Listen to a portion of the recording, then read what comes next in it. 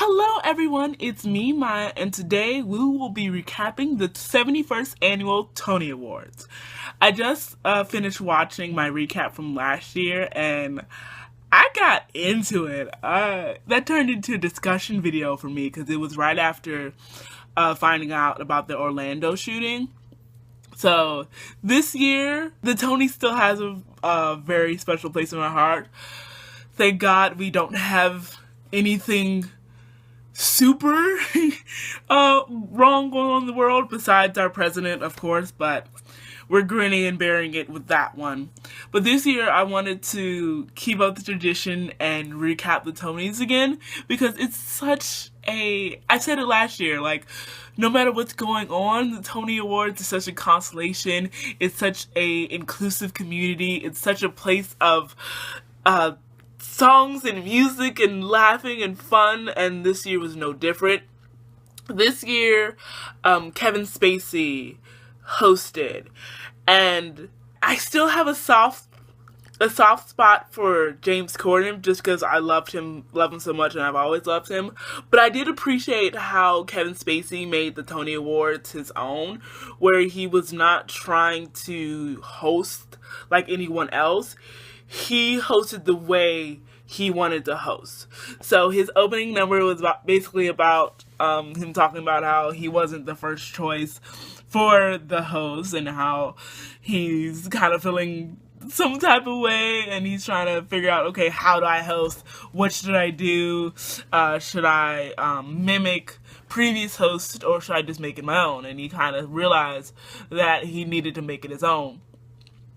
I appreciated that from start to finish, it was the Tony Awards hosted by Kevin Spacey, not the Tony Awards hosted by someone else.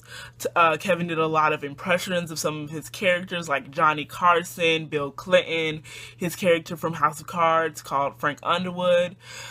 Some of it was a little cheesy and stupid, but I mean, it was fun and it was in good spirit, so it wasn't like he was being like malicious or like too out there, but it was just kind of like some of it was like, get back to the music, Kevin, but you're doing you, and I appreciate that. The ending number was a song with Patti LuPone, and it was just such a good moment that it was just so, this is hosted by him, this is so him, and he has a really good voice, which I didn't know. So, I will say, since watching the Tonys, I have become a little Broadway obsessed. Dear Evan Hansen won the board. They won 6 Tonys, I want to say, and I got to listen to the soundtrack, and I've been listening it nonstop since Sunday, so it's Wednesday now. It was, oh my god, it's so good. Because the orchestrations were done by Alex Lacamoire of Hamilton fame, and it's so good. It's so good. So definitely watch it. Not watch it because, I mean, if you can make it a Broadway, take me with you. But definitely listen to the soundtrack. You can stream it just about anywhere, or even you can get the video from YouTube. But it's such a beautiful musical. Listening to that musical kind of led me to other types of musicals as well. So I've been listening to Waitress, which is really good. Sarah Bareilles did that she did the score for that and the lyrics. And then I also listened to Thomas Sanders' musical Ultimate Storytime. That one was a hidden gem. I wasn't sure whether I'd like that one or not, but that one's good too. So I've gotten to get into a lot of other musicals, which I've really enjoyed. Now I'm gonna recap some of my favorite events of the Tony Awards for this year. So, one of my favorite parts was like the reactions of when people won, because there was this one duo. I want to say they did the score for Evan Hansen, but I don't know. I can't remember now. But there was this one guy in a blue jacket whose like faces gave me life. He was like, oh my god! And I was like, that's me! That is so me! I also appreciated, and I appreciated every year, the inclusivity of the Tony Awards, because you saw a lot of people of all different races, sexual orientations, ethnicity, and they were being so welcomed by the theater community. And what's cool, what I really saw was cool was when there would be, they would have the camera on everyone who was nominated, and then when someone won, you could see the other nominees still like applauding. Like when another person won, everyone won. And I thought that was so sweet to see. James Earl Jones won the Lifetime Achievement Award, and his voice is still magnificent. And I forget how deep rooted he is in theater, but I'm so glad that he got his award. Next, Cynthia Erivo. Oh, last year I was obsessed with her. This year I'm even more obsessed with her because she is such a beautiful human being. Her head wrap was on point. Her dress was on point. I was just like, oh my god, it's my baby, it's Cynthia! And I was just so excited to see her. It's like every time you watch one of these, like any other award show, you're kind of bored and you're waiting for it to be over. But anytime you watch one of these, it feels like a reunion special that you get to see people that you haven't seen in a while, or like it's not like you can see them every day. So it's just like, oh my god, it's Cynthia, it's Cynthia. Her dress was on point, like I said, and the fashion, oh my god, like the dresses on these women are just like, I love it. Like, Bette Midler had this really sparkly dress that was pretty. Rachel Bay Jones, who was the mother in Dear Evan Hansen, her dress was like blue, teal. It was bright blue. It was gorgeous. Allison Janney had a pink dress on. It was definitely like a solid color year for dresses, and I was here for it. When Waving Through a Window, which is a song from Evan Hansen, when they performed that, they got a standing ovation, and by that point I knew that Dear Evan Hansen was going to win. If they didn't win Best Musical, I would have been surprised. And of course they did win, and I was so proud because I've kind of seen Dear Evan Hansen go around YouTube and just everywhere, and I'm so proud that they won. And when they won, it's like I knew they were gonna win, but I still squeaked a little bit. I was like, oh my god, yay! So that was cool to see. The interesting thing about this year is that the playwriters got to share their insights of the plays that they wrote. So anybody that was up for Best Play got to share where the idea came from for the play, what kind of was going through their mind, what inspired the play. And I thought that was cool because I always love to see the see inside a writer's mind of why this subject, why this topic, why this, and why now.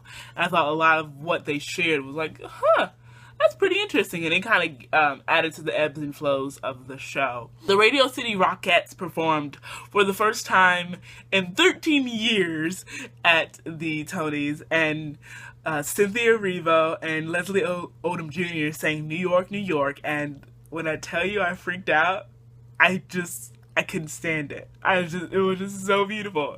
And if you don't know, they were the Best Actor and Best Actress from last year's Tonys. So I was just like, oh my god, it's like a reunion special. Like, this is so great. Josh Gad. Why do I want to say his name is John? Josh Gad was there, and he was basically talking about how to celebrate theater schools and what they're doing for the future actors of the world. And he had this moment where he's like, this is why I'm going to be joining the cast for this year, for this play that's going up, and everyone's applauding. And then he was like, that's not actually true. It's a lie. I was acting. Actors are, what did he say? He's the best liar of his generation, and the theater schools are creating the next generation of liars, and it's just like, well, who is this guy? Because he's just hilarious, and I thought that was a funny moment. Another good moment was when Kevin Spacey was not impersonating, he was he was doing an impression of Bill Clinton. And he was talking to Ben Platt, who was Evan Hansen, and he's also up for Best Actor. And he was talking to Ben Platt, and it was like, as Bill Clinton, he's like, my wife you kicked my wife off of the list of 100 most influential people, and you can see Ben Platt and it's like, he's like trying to duck down. He's like, oh no, it's okay. But it was so cute because like I feel like Ben Platt is Evan Hansen. Like they did such a good job at casting that character because he's just so sweet and he's just so humble, and he just like, if you hear the cast album, definitely listen to it. You can just see, you can hear all the emotion that he poured into the role, and just, I love him. I love him. I also got to see Orlando Bloom, who played Romeo on Broadway. And when I tell you, I remember why I love Orlando Bloom so much. Like, his voice, his hair, his face. I was like, oh my god. Why are you so cute? Another fun part was the shameless plugs of the musicals going on. So Sarah Bareilles walks in with some pie, and she's like, well, you know, if you want some more pie, you can come to my show on this street. And then the Willy Wonka guy came in with chocolate bars, like, hey, if you want some of these. And then Chaz Palminteri, I think that's how you pronounce his name, he came in with some cannolis, and I'm like, this is so weird. But it was so funny because like they were like shamelessly plugging their shows, and then Kevin Spacey's trying to like fake control. It's like, stop shamelessly plugging. But it was just, it's a community, and I thought that was the funnest part about it. So then the former second lady, Joe Biden's wife, came up talking about her program that she has that benefits veterans. And when she got up, everyone gave a standing ovation.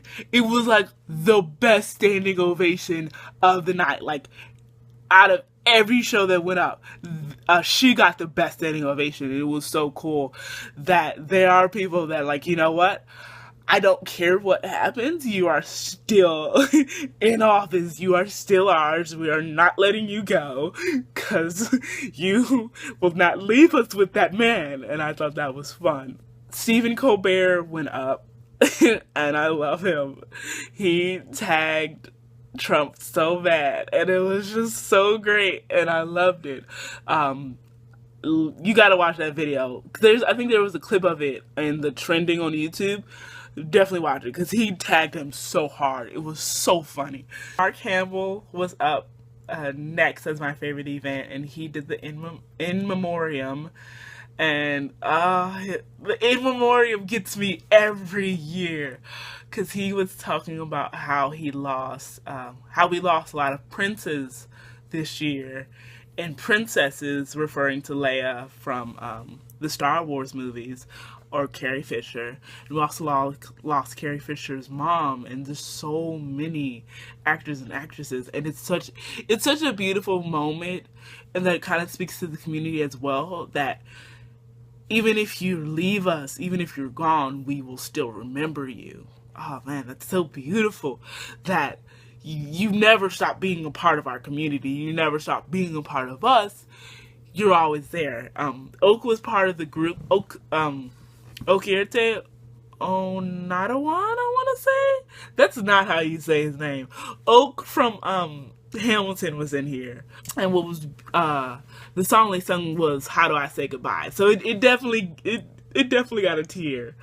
And then when they finished singing, they had a little prop, street light on the stage, and when the song was over and everything was done, the street light went out. And it was just like, ugh, they get me every year.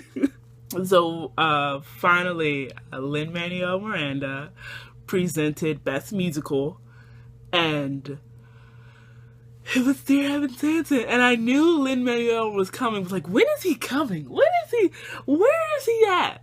They saved the best for last, and then he presented Best Music for Dear Evan Hansen, and I was so proud, and I squeaked, and it was so great. I thoroughly enjoyed the Tony Awards this year. I think this is going to become a little tradition where I'll do this sort of recap video every year, because the Tonys doesn't stop getting good, and I think the fact that it celebrates theater and gives credit where credit is due and gives love where that needs it, I can't not support it and celebrate it and watch it every year. So that is it tell me what your favorite moment of the Tonys was, because you've got to have one. You had to have seen it because it's so good. That's all from me. If you like more of these videos, you know what to do. I hope you have a wonderful day, and I'll see you next time. Bye, guys.